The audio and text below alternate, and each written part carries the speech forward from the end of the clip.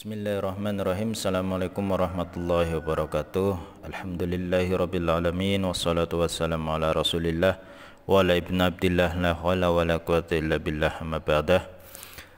Para santri sekalian yang saya hormati, alhamdulillah di kesempatan kali ini kita masih diberi kesehatan oleh Allah Subhanahu wa taala sehingga kita bisa mengikuti KPM daring. Mudah-mudahan kita semua diberi kesehatan oleh Allah Subhanahu wa taala, dihindarkan dari segala bahaya dan penyakit. Allahumma amin. Para santri sekalian yang saya hormati, di pertemuan pertama kali ini untuk kelas 12 SMA,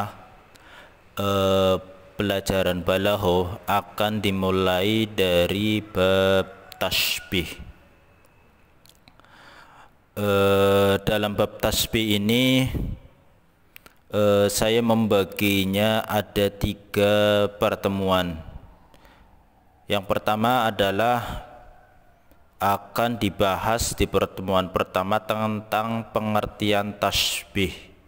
Jadi nanti akan dijelaskan tasbih itu apa, baik secara bahasa atau secara istilah. Itu akan kita terangkan bersama di bab atau di pertemuan pertama. Kemudian di pertemuan kedua itu kita akan membahas tentang rukun-rukun tasbih. Rukun-rukun tasbih itu seperti hanya syarat-syaratnya tasbih. Jadi tasbih atau ya istilah tasbih itu bisa dinamakan tasbih kalau memenuhi syarat-syarat tertentu. Nah, syarat-syaratnya itu apa saja nanti kita akan bahas di pertemuan kedua. Kemudian yang terakhir adalah faidah memahami tasbih dalam bahasa Arab. Jadi setelah kita mengetahui pengertiannya, terus mengetahui syarat-syaratnya, mengetahui rukun-rukunnya, bagaimana cara membuat tasbih, di akhir pertemuan nanti kita akan membahas tentang faidah. Apa sih gunanya tasbih dalam bahasa Arab? Apa sih faidahnya tasbih dalam ilmu balaghah dan lain sebagainya. Itu di pembahasan terakhir. Sekarang kita masuk ke pengertian tasbih.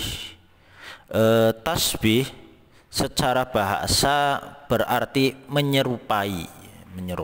Contoh kalau saya katakan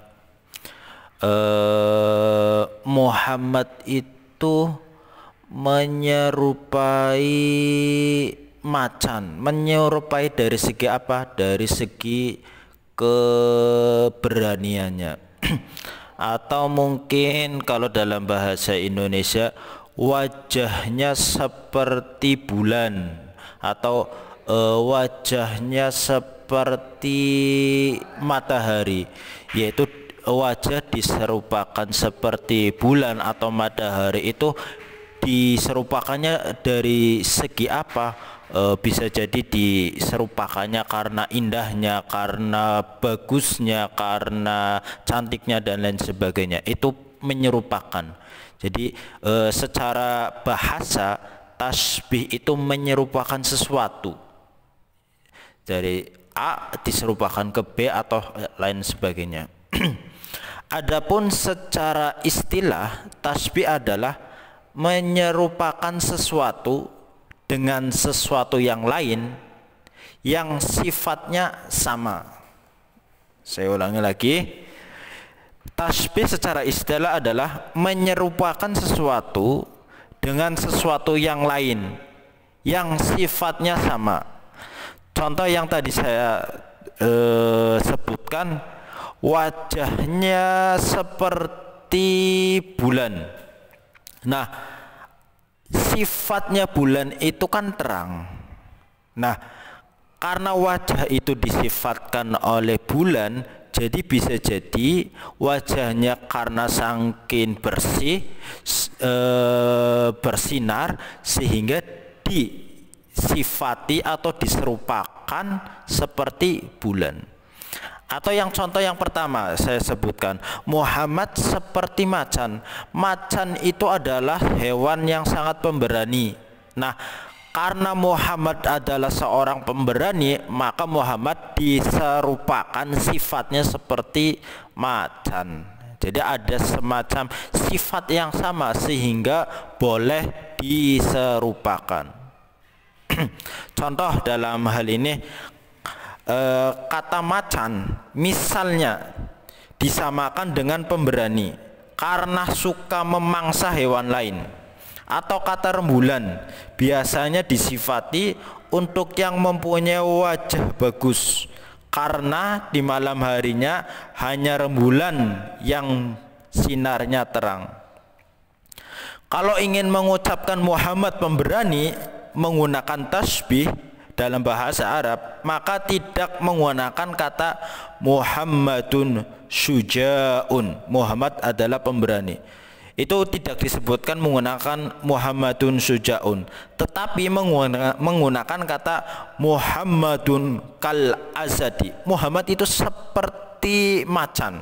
Fi saja'atihi, dari segi apanya? Dari segi keberaniannya.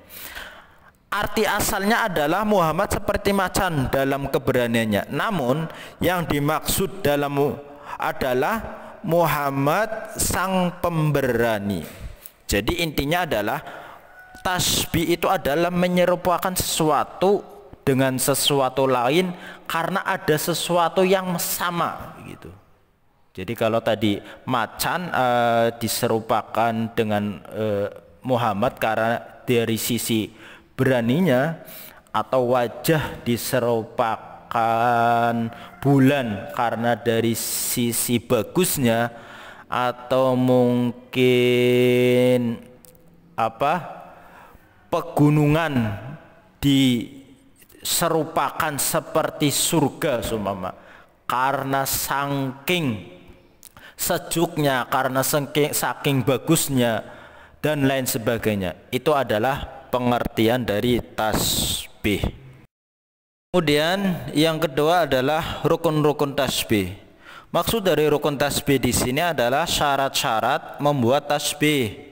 Artinya jika rukun-rukunnya tidak dipenuhi, maka tidak dinamakan tasbih. Contoh yang tadi saya katakan, Muhammad bisa diserupakan dengan macan itu karena ada nyali berani. Tapi kalau seandainya contoh umpama Muhammad seperti semut itu. Nah, Muhammad seperti semut itu tidak bisa dinamakan tasbih. Karena apa? Tidak ada sifat yang sama antara Muhammad dan tasbih. Semut itu sifatnya apa? Ya dia mungkin tidak diketahui. Atau mungkin Muhammad seperti elang. Muhammad seperti elang, sifatnya elang itu apa? Terbang, sedangkan Muhammad tidak bisa terbang. Makanya tidak bisa Muhammad seperti elang karena tidak ada sifat yang sama, tidak boleh dinamakan tasbih. Jadi tasbih itu adalah bisa menyerupakan sesuatu itu kalau ada sifat yang sama. Nah, apa syarat-syarat tasbih itu atau rukun tasbih itu? Rukun tasbih itu ada 4. Yang pertama adalah ada al-musyabbahu. Musyabbah di sini adalah lafadz Muhammad. Muhammad yaitu sesuatu yang diserupakan. Kemudian yang kedua adalah musyabbah bih. Musyabbah bih yaitu sesuatu yang diserupakan dengannya. Jadi Muhammad diserupakan dengan macan. Nah, dengannya itu adalah macan. Dalam bahasa atau dalam tasbih, istilah tasbih itu dinamakan al-musyabbah bihi. Nah, kemudian syarat yang ketiga atau rukun yang ketiga adalah ada tasbih, ada alat untuk perantara menjadi tasbih, yaitu seperti, atau dalam contoh Muhammad kal asad itu ka itu artinya adalah seperti. Jadi Muhammad seperti macan. Nah, kata seperti itu, kata seperti dalam balagha, dalam bab tasbih dinamakan adatut tasbih. Dan yang terakhir adalah wajah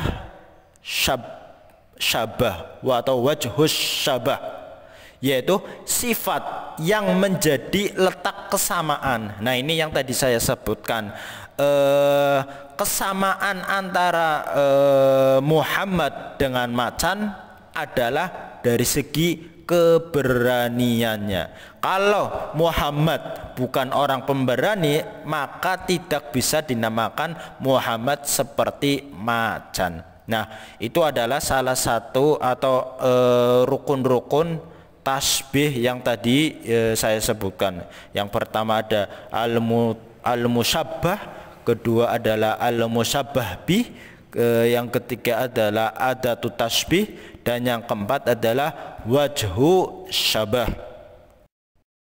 Yang ketiga adalah faidah tasbih.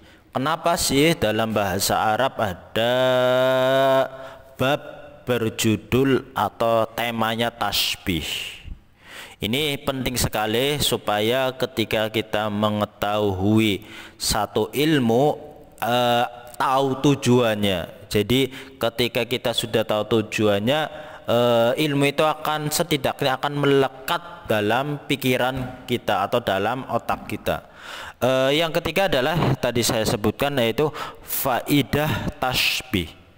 Ada beberapa faidah tasbih, diantaranya adalah satu, menguatkan makna.